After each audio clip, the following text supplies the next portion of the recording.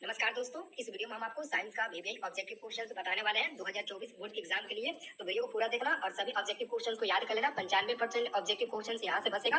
Video को पूरा देखोगे और मां सरस्वती का नाम लोगे तो एक ही बार में ये पूरा क्वेश्चन आपके दिमाग में सेट हो जाएगा और याद हो जाएगा हमेशा के लिए। ठीक है, तो लास्ट तक देखना, सभी क्वेश्चन याद कर लेना। ठीक है, तो जैसा कि दोस्तों पहला नंबर आपका क्वेश्चन है, प्रकाश की किरणें गमन करती है। प्रकाश की किरणें गमन करती है, तो याद रखना प्रकाश की जो किरणें होती है वो हमेशा सीधी रेखा में गमन करती है। सीधी रेखा में, यानी कि प्रकाश की किरणें हमेशा गमन करेगी तो सीधी रेखा में गमन करेगी। आप लोग याद रखना। ठीक है, अगला क्वेश्चन देखिए। अगला क्वेश्चन आपका 2 नंबर है। 2 नंबर क्वेश्चन है जी, सर्च लाइट का परावर्तक सतह होता है। सर्च लाइट का जो परावर्तक सतह होता है वो होता है अवतल का। क्या होता है? अवतल का होता है। आंसर हो जाएगा बच्चा सब बी नंबर, अच्छे से याद रखना। ठीक है, अगला क्वेश्चन देखिए। अगला क्वेश्चन है हम लोग का 3 नंबर, निर्वात में प्रकाश की चाल क्या होती है? तो निर्वात में प्रकाश की चाल क्या होती है? तो याद रखना 3 गुणे 10 के पावर 8 मीटर पर सेकेंड निर्वात में प्रकाश की चाल होती है। तो ऑप्शन नंबर देखो ए नंबर में दिया है, तो ए नंबर वाला हमारा सही आंसर हो जाएगा। ठीक है दोस्तों, आप लोग चैनल को सब्सक्राइब कर लेना। ठीक है, मैं आपको डेली शाम को 6:30 बजे लाइव क्लास दूंगा, बिल्कुल फ्री में। ठीक है, और एक और बात आप लोग को मैं बता दूं, ठीक है, आपको साइंस का ही नहीं बल्कि जो भी सब्जेक्ट है, संस्कृत है, हिंदी है, मैथ है और भी सब्जेक्ट है, सोशल साइंस है, सबका मैं आपको एक एक ऑब्जेक्टिव क्वेश्चन बता दूंगा ताकि आपको एग्जाम में कोई दिक्कत ना हो। ठीक है, और एग्जाम में सब क्वेश्चन फंस जाएगा और अच्छे से कॉपी लिखना और अच्छे मार्क्स लाना। ठीक है, तो चलो 4 नंबर क्वेश्चन देखते हैं कि मानव नेत्र में किस प्रकार का लेंस पाया जाता है। मानव नेत्र में यानी कि मनुष्य में ना जो लेंस पाया जाता है वो होता है अवतल लेंस। जैसे हम लोग मनुष्य है, हम लोग के अंदर उत्तल लेंस पाया जाता है। हम लोग के जो नेत्र होता है उसमें उत्तल पाया जाता है। अगर कोई पूछे तो बोल देना उसमें उत्तल लेंस पाया जाता है। ठीक है, अगला क्वेश्चन।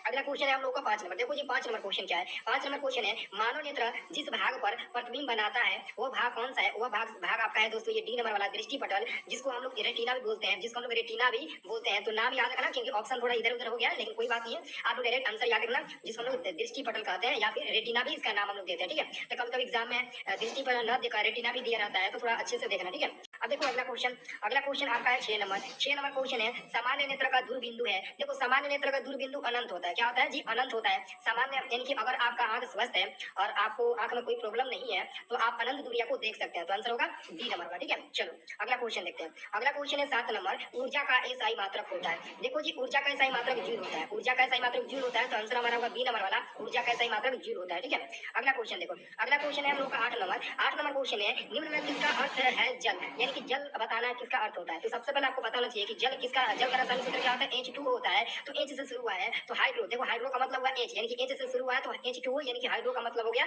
जल। तो हमारा आंसर हो जाएगा डी नंबर वाला। ठीक है, सब लोग एक बार ऊपर वाले के नाम लेना, ये पूरा क्वेश्चन आपके दिमाग में सेट हो जाएगा। ठीक है, और सब लोग लाइक करना वीडियो को। ठीक है, लाइक करना तभी तो याद होगा आपको ये पूरा क्वेश्चन। अब देखो अगला क्वेश्चन 9 नंबर क्वेश्चन है, विद्युत धारा का एसआई मात्रक है। विद्युत धारा यानी कि इलेक्ट्रिक करंट, इंग्लिश में बोलते हैं इलेक्ट्रिक करंट। तो विद्युत धारा का एसआई मात्रक क्या होता है जी? एम्पियर होता है। एम्पियर देखो डी नंबर में दिया गया है, एम्पियर को हम लोग ए से सूचित करते हैं और एम्पियर आई होता है। ठीक है, याद रखना। ठीक है सब लोग। अगला क्वेश्चन देखो। अगला क्वेश्चन है आपका 10 नंबर, 1 वोल्ट कहलाता है। 1 वोल्ट बराबर क्या होता है? 1 वोल्ट बराबर जी याद रखना 1 जूल पर कूलम होता है। 1 जूल बटे 1 कूलम होता है। तो देखो कहां पर दिया है, ऑप्शन में देखो बी नंबर में दिया है कि नहीं? ऑप्शन नंबर बी को देखो 1 जूल पर कूलम दिया ना, तो यही वाला आपका आंसर होगा, बी नंबर वाला आंसर होगा। ठीक है, चलो अगला क्वेश्चन देखो। अगला क्वेश्चन आप लोग का 11 नंबर, घरों में विद्युत से दुर्घटना किसके कारण होती है? आप लोग देखते होंगे कि कभी कभार आपके घर में बिजली यानी कि लाइट के कारण आपके घर में आग लग जाती है, कहीं दुर्घटना हो जाती है। हो सकता है कि किसी किसी को करंट भी लग जाता है आपके घर में, और भगवान ना करे ऐसा हो, मतलब कि किसी के साथ। एग्जाम्पल मैं आपको दे रहा हूँ। ठीक है, तो जो दुर्घटना आपके घर में होती है वो शॉर्ट सर्किट के कारण होती है। आप लोग बोलते हो ना कि लगता है उस घर का तार शॉर्ट मतलब कि हो गया है, जिसके चलते मतलब कि वो बल्ब नहीं जल रहा है, ऐसे बोलते हो ना कि लगता है तार शॉर्ट हो गया है, तार गल गया है। तो वो सब किसके कारण होता है? तो शॉर्ट सर्किट के कारण होता है। ठीक है, अब देखो आगे क्वेश्चन। अगला क्वेश्चन है आपका 12 नंबर। 12 नंबर क्वेश्चन है, फ्लेमिंग के वाम हस्त नियम में अंगूठा किसकी दिशा को संकेत करेगा? किसकी दिशा को संकेत करता है? तो बल की दिशा को संकेत करेगा। बल यानी कि फोर्स की दिशा को दिखाएगा। फोर्स, ठीक है, फोर्स मतलब इंग्लिश में इसको फोर्स कहते हैं और हिंदी में बल कहते हैं। अंगूठा अंगूठा यानी कि दबाना, यानी कि उस पर बल देना, तो समझ सकते हैं अंगूठा के इशारे से ही इसका आंसर होगा बल। ठीक है, अगला क्वेश्चन देखो। अगला आपका क्वेश्चन है, ग्लोबल वार्मिंग के लिए उत्तरदायी गैस है। देखो जी ग्लोबल वार्मिंग के लिए उत्तरदायी गैस CO2 होता है, जिसका हम लोग नाम देते हैं कार्बन डाइऑक्साइड। जो ऑप्शन नंबर आपको सी नंबर में मिल जाएगा, ये वाला आंसर बिल्कुल सही है। अगला क्वेश्चन देखो। अगला क्वेश्चन है आपका 14 नंबर, साग सब्जियों का विघटित होकर कंपोस्ट बनना किस प्रकार की अभिक्रिया है? साग सब्जियों का विघटित होकर कंपोस्ट बनना किस प्रकार का अभिक्रिया का उदाहरण है? तो आप लोग अभिक्रिया का नाम याद रखना, उष्माक्षेपी। क्या नाम होगा? उष्माक्षेपी। देखो गौर से, उष्माक्षेपी अभिक्रिया का नाम याद रखना, यही उष्माक्षेपी है जो साग सब्जियों का विघटित होकर कंपोस्ट बनाता है। ठीक है, याद रखना। अब देखो अगला क्वेश्चन। अगला क्वेश्चन आपका है 15 नंबर। 15 नंबर क्वेश्चन है, अपचयन वह प्रक्रिया है जिसमें, तो याद रखना अपचयन वह प्रक्रिया जिसमें ऑक्सीजन का योग भी होता है, हाइड्रोजन का वियोग भी होता है और इलेक्ट्रॉन का त्याग भी होता है, यानी कि A B C तीनों होगा। तो आंसर हम ठीक लगाएंगे, डी नंबर पर सभी होगा। ठीक है, चलो अगला क्वेश्चन का आंसर बहुत लोग गलती देते हैं कि निम्नलिखित में कौन ऑक्सीकारक है। ज्यादातर लड़के H2S पर टिक लगा देते हैं, जबकि ये गलत है। ऑक्सीकारक आएगा तो केवल H2 होगा, जैसे O2 भी हो सकता है, तो O2 नहीं दिया, H2 दिया तो H2 पर टिक लगाना है। बहुत लोग H2S भी टिक लगाते हैं, बट आप लोग गलत काट देना, अगर वही टिक लगाएंगे तो गलती हो जाएगा, एक नंबर खो देंगे, ठीक है। जो मैं बता रहा हूँ वही याद रखना। अगला क्वेश्चन आपका 17 नंबर, किसी अम्लीय विलयन का पीएच मान होता है। किसी अम्लीय विलयन का पीएच मान क्या होता है? 7 से कम होता है। कितना होता है जी? 7 से कम होता है। अम्लीय विलयन का मान कभी भी 7 से कम, 7 से कम मतलब 6 हो सकता है, 5 भी हो सकता है, 4 भी, 3 भी, ये सब आपका अम्लीय विलयन का पीएच मान हो सकता है, कि वो क्या होता है? 7 से कम होता है, ठीक है। चलो अगला क्वेश्चन है, सोडियम कार्बोनेट का अणु सूत्र याद रखना। सोडियम को Na बोलते हैं, Na2, और कार्बोनेट को CO3 बोलते हैं। तो सोडियम कार्बोनेट का यही अणु सूत्र है। देखो ऑप्शन नंबर ए नंबर में दिया है, ऑप्शन नंबर ए में दिया है, सोडियम कार्बोनेट का यही अणु सूत्र है। नेक्स्ट क्वेश्चन हम लोग का है 19 नंबर। 19 नंबर क्वेश्चन है, चूना पत्थर, खड़िया एवं संगमरमर किसका विविध रूप है? यानी कि हम लोग समझ सकते हैं चूना पत्थर, ठीक है, ये संगमरमर है, खड़िया है और चूना पत्थर, ये तीनों का मतलब एक ही होता है। एक तरफ से समझो, क्योंकि क्वेश्चन में ऑलरेडी बता दिया, इन तीनों का एक ही रासायनिक सूत्र होता है, जो होता है वो क्या है? CaCO3 कैल्शियम कार्बोनेट, ठीक है। याद रखना, अगर एग्जाम में कई बार ऐसे पूछा गया कि चूना पत्थर का रासायनिक सूत्र क्या होगा ऑब्जेक्टिव में, कई बार चूना पत्थर ना देकर खड़िया नाम दे देता है, कई बार खड़िया ना देकर संगमरमर भी दे देता है, तो आप लोग देख लेना तीनों का यही रासायनिक सूत्र होगा, ठीक है। चलो अगला क्वेश्चन है, जठररस का पीएच मान। देखो जठररस का पीएच मान लगभग 1.2 होता है। कितना होता है? 1.2, माने तो ए नंबर वाला सही आंसर होगा, ठीक है। अगला क्वेश्चन आपका 21 नंबर। 21 नंबर क्वेश्चन है, लोहा से जिंक लेपित करने की क्रिया को क्या कहते हैं? लोहा से जिंक लेपित करने की क्रिया को हम लोग क्या कहते हैं? तो गैल्वेनीकरण कहते हैं। आंसर होगा बी नंबर। क्या कहते हैं? गैल्वेनीकरण। आंसर होगा 21 का बी नंबर, ठीक है। अगला क्वेश्चन है 22 नंबर। 22 नंबर क्वेश्चन है, निम्नलिखित में कौन आयनिक यौगिक है? निम्नलिखित में कौन आयनिक यौगिक? आयनिक यौगिक का मतलब समझ लो, जैसे यहाँ पे दोस्तों ऑप्शन नंबर बी को देखो, ऑप्शन नंबर बी को ध्यान से देखो, CCl4 दिया, तो यहाँ पे दोस्तों Cl पर माइनस चार्ज होगा, क्लोरीन पर माइनस चार्ज होगा, तो आयनिक यौगिक कहलाएगा। क्या कहलाएगा? आयनिक यौगिक कहलाएगा। तो हम लोग समझ सकते हैं CaCl4, ठीक है, CCl4, ठीक है। और इसको कार्बन टेट्राक्लोराइड भी नाम देते हैं। ये कार्बन टेट्राक्लोराइड कहाँ प्राप्त होता है? तो जब आप प्रयोगशाला में मीथेन गैस बनाएंगे तो वहां पर CaCl2 का प्राप्ति होगा, यानी कि CaCl2 का मतलब कार्बन टेट्राक्लोराइड, सॉरी CaCl2 नहीं, 4 है ना, 4 है, सॉरी 4 है, तभी तो टेट्राक्लोराइड कहलाएगा, 4 होगा, ठीक है। CCl4 कार्बन टेट्राक्लोराइड नाम इसका देते हैं, ठीक है। चलो अगला क्वेश्चन है, बॉक्साइट निम्नलिखित में किस धातु का अयस्क है? तो बॉक्साइट एल्युमिनियम धातु का अयस्क होता है। एल्युमिनियम को हिंदी में यहाँ पर लिख दिया है, लेकिन एल्युमिनियम का जो संकेत होता है, एल्युमिनियम का जो संकेत होता है बाबू, वो क्या होता है? वो होता है एल। याद रखना एल, एल्युमिनियम का संकेत एल होता है, ठीक है, जो बॉक्साइट धातु का एक प्रमुख अयस्क होता है, ठीक है। चलो अगला क्वेश्चन, क्वेश्चन अगला करा कि सक्रियता श्रेणी में सबसे क्रियाशील धातु कौन है? सबसे क्रियाशील धातु माने तो सोडियम यहाँ पर होगा, ठीक है। अगला क्वेश्चन ये बोर्ड एग्जाम में कई बार आ चुका है, इथाइल अल्कोहल का अणु सूत्र है। इथाइल अल्कोहल, देखो इथाइल अल्कोहल का अणु सूत्र क्या होता है?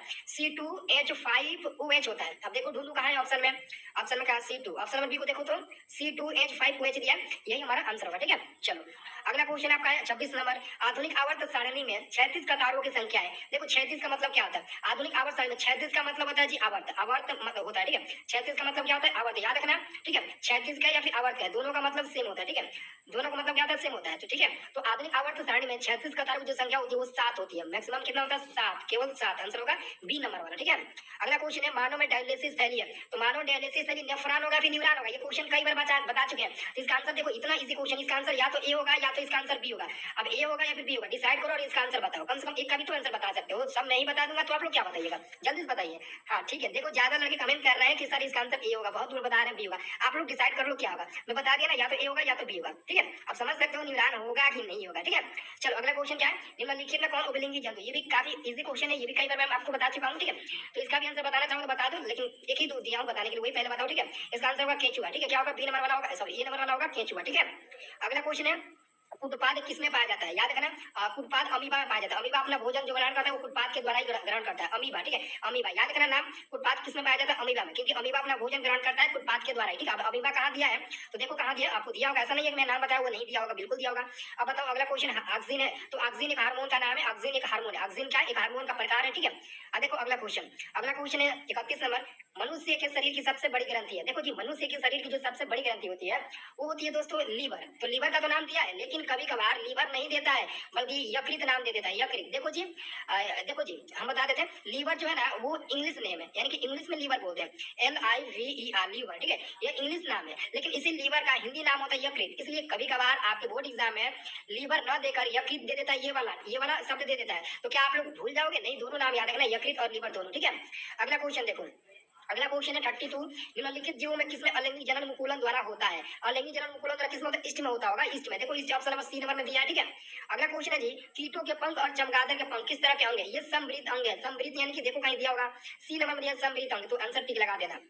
अगला क्वेश्चन है आपका, विकासीय दृष्टिकोण से हमारी किससे अधिक समानता है? तो चीन के विद्यार्थी से अधिक समानता है। ठीक है, अगला क्वेश्चन है, प्रकृति में पृथ्वी पर ऊर्जा का मुख्य स्रोत। देखो जी, प्रकृति में पृथ्वी पर ऊर्जा का जो मुख्य स्रोत है वो सूर्य है, यानी कि सूर्य भगवान से कोई बड़ा स्रोत हो ही नहीं सकता। इस धरती पर मतलब इस पृथ्वी पर सूर्य से बड़ा कोई ऊर्जा का स्रोत है नहीं है, सूर्य से बड़ा कोई हो ही नहीं सकता है। उसका इतना तापमान है कि कोई सहन कर पाएगा उनका तापमान, उनके जैसा तापमान किसी के पास है नहीं है। अब देखो अगला क्वेश्चन, हरे पौधे कहलाते हैं, हरे पौधे क्या कहलाते हैं? तो हरे पौधे उत्पादक कहलाते हैं, उत्पादक कहलाते हैं। सब लोग याद रखना, हरे पौधे उत्पादक कहलाते हैं। आंसर होगा ए नंबर वाला। ठीक है, अगला क्वेश्चन आपका है 37 नंबर प्रश्न है, निम्नलिखित में कौन जैव अनिम्नकरणीय पदार्थ है? जे अनिम्नकरणीय पदार्थ का मतलब डीडीटी का मतलब समझते हो ना, डीडीटी। हाँ ठीक है, वेरी गुड।